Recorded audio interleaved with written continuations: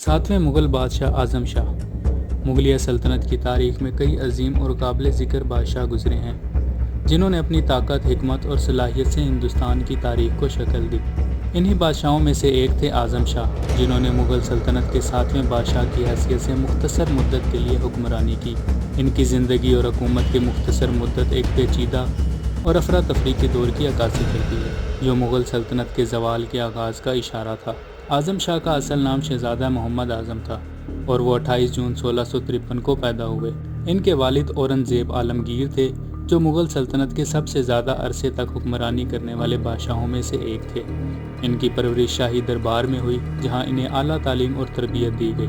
شہزادہ اعظم نے نوجوانی میں ہی اپنے والد کی قیادت میں جنگی مہمات میں حصہ لینا شروع کر دیا تھا۔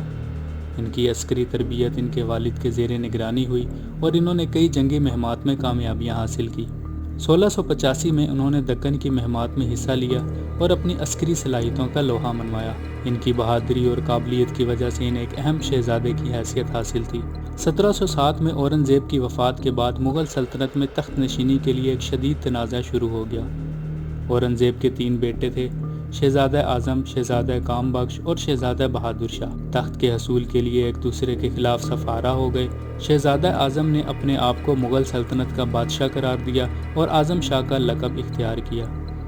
اعظم شاہ نے 1707 میں اپنے والد کی وفات کے فوراً بعد اپنی تخت نشینی کا اعلان کر دیا، لیکن ان کے بھائی بہادر شاہ بھی ان کے تخت کے دعویدار بن کر سامنے آئے۔ دونوں بھائیوں کے درمیان فیصلہ کن جنگ 20 جون 1707 کو جنگ جاجو میں لڑی گئی۔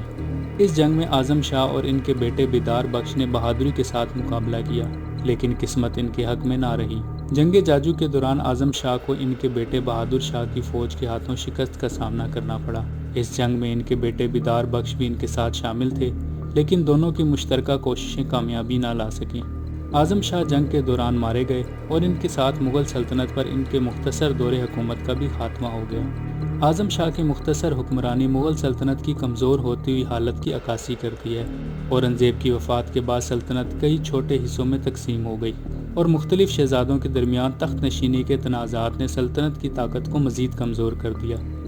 اعظم شاہ کی ناکامی اور ان کے بعد کے حکمرانوں کی کمزور حکمرانی نے مغل سلطنت کے زوال کے عمل کو تیز کر دیا۔ اعظم شاہ اپنے والد اورنگزیب کی طرح ایک بہادر اور جنگجو شہزادے تھے، لیکن ان کے پاس اپنے والد کی حکومتی صلاحیتیں اور دوراندیشی نہیں تھیں۔ اورنگزیب نے اپنی طویل حکمرانی کے دوران سلطنت کو وسعت دی، جبکہ اعظم شاہ کی حکمرانی نہ صرف مختصر تھی بلکہ وہ اپنے اقتدار کو مستحکم کرنے میں بھی ناکام رہے۔ اعظم شاہ کی وفات کے بعد ان کی اولاد نے مغل دربار میں مختلف عہدوں پر خدمات انجام دی، لیکن ان کی حکمرانی کا کوئی بھی بڑا سیاسی اثر نہ تھا۔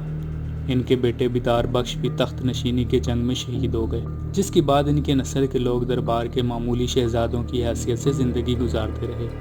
اعظم شاہ کی زندگی ہمیں ایک ایسے وقت کی یاد دلاتی ہے جب مغل سلطنت شدید بحران کا شکار تھی۔